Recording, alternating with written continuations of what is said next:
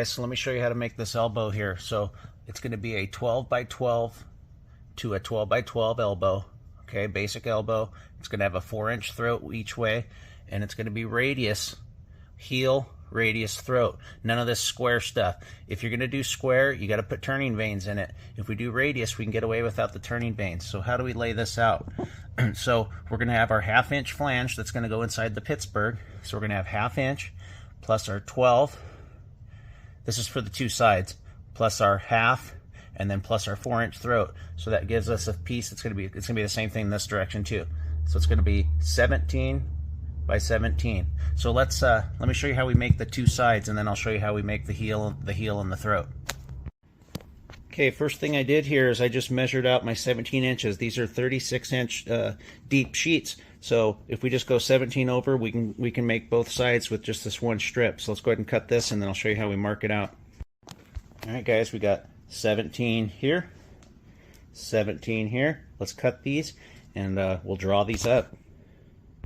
Okay, guys, so we got our first piece here all marked up. So what we have is we have our heel here, which is still square.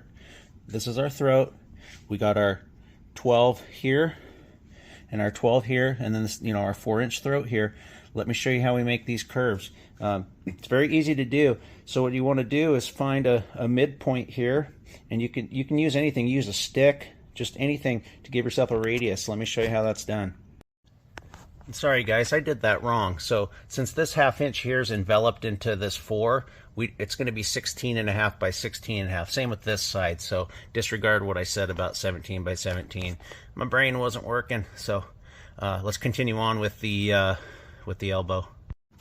Okay guys, so the best way to do this actually is take your ruler. Here, let me get this out further. So take your ruler and put it at your starting point there, and then just work it around with your marker at 12 the whole way. Make sure that end doesn't move, and then you just scribe it down, and I'll show you what it looks like.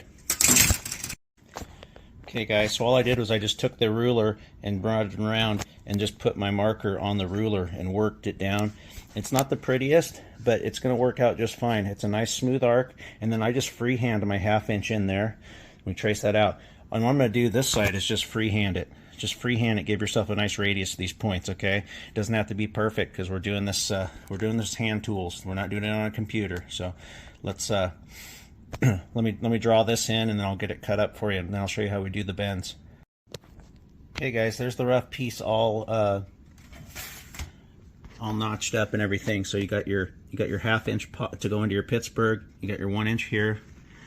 Same, you got your 1/2 inch on the outside all the way down. A little sloppy, I know. I just kind of freehanded with my marker. It'll be just fine.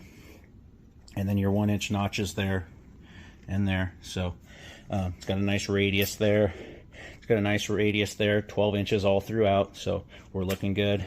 Actually, had a little bit more than 12 with that radius, obviously, because that adds to it. So so all I'm going to do is just flip this over, trace it on that other piece, and then I'll show you how we bend these up. And then we can start working on the heel and the throat. Okay guys, just want to show you this. So the reason why the other one looks so ugly is I'm trying to use marker for you for the camera, but you can see how it should look with it scribed. So you got your 1/2 inch scribe here, your 1 inch scribe, your 1/2 all along here, and then your 1 inch scribe there. So that's how you would do it in your sheet metal shop. Let me just go over to the brake, and I'll cross brake this, and I'll show you how we get these bent up. Actually do it with lineman's pliers for these, because you can't get it in your brake. You can give it a little bit of memory in the brake, but lineman's pliers is how I bend these up. I'll show you that. Okay guys, when I cross brake these, what I like to try to do is I just try to do a straight line. I mean, it's not perfect, but it'll work. You just want to stiffen it up some. Some guys will go here and maybe get one in there. I think just putting the 2 in is just fine, and that would make it nice and strong for you. Let's go ahead and bend these up. I'll show you how that's done. Okay guys, so all I did was I kind of worked it around my brake a little bit, just worked it around to give it a little bit of a memory. Obviously you don't want to go over your lines, your scribe there. And then what I'm going to do is just take probably a combination of my tongs and my alignments, and just work that up to a 90 degrees. Let me show you when it's done.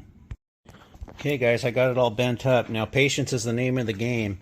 You can see this, it's really tedious. It's a pain in the butt. You got to really work it. And what you want to do is put yourself a couple relief cuts where you have your sharpest turns, right where the straight part stops, and just work it around. And it's not going to look the prettiest because you're doing it with hand tools and you don't have an easy edger, but it works. This side's a lot shorter, so it comes out better. But once everything's done and connected, it's going to look sweet. I guarantee it. So let's keep moving along here. All right, guys, I just had to go eat some lunch and remember how I used to do these because I haven't built one in a long time. So the other side turned out a lot nicer. So what you want to do is give yourself 3 relief cuts, just notches in your half. A lot easier to bend. It's been a while. So let me show you how we measure out for the heels here.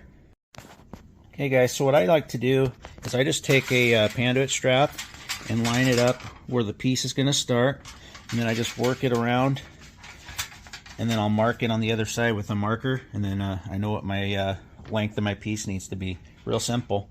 I'll do the same thing with the front too, with the throat. Alright, I got my mark on my Panduit. You know, like I said, I just had it go around the heel of the 90 there. Line it up with the end of my ruler there. And it looks like we are right at, oh, what is that? 27 7/8. Let's make it. All right, here's our heel piece. 27 7/8 that way by 15 that way, because we're going to have our 12 and then our 1.5 inches on each side for the Pittsburgh. Let me show you how we do that. All right, got my 1.5 inches and my 1 inch on the ends. I gotta scribe the 1.5 inches on the other side. I'll get these corners notched, and then I'll do my Pittsburgh on each side. I'll try to cross break it if I can, and we'll put the heel on first, and then we'll make up the throat. All right, guys, got my Pittsburgh on it. I'm gonna clean all this marker off there too, but gotta watch some of my other videos. You want to see how I made this Pittsburgh with my brake. I got it all cross broken too in the brake. Now you're gonna say, hey Josh, how do you make that curve now? It's straight. You just work it. I just work it over a hard edge of the table, just very slowly. Let's see if we can do it. Okay guys, here's where we're at with it. So I just worked it around the edge and just rounded it out. It's not rounded out enough, but I can use this piece now. So what I did is you stick it in there, hammer down your end, and then what we're going to do is just slowly open that up and work this around. See how far off it is? But I think we can just work it as we go. So let's give it a try. Okay guys, there's the one side of it. So it's not the best work I've ever done. If I'd have taken my time a little bit more and rounded out this piece a little bit better. You can see around my corners here, it kind of crappy. But you get the gist of it. You know that you can do it.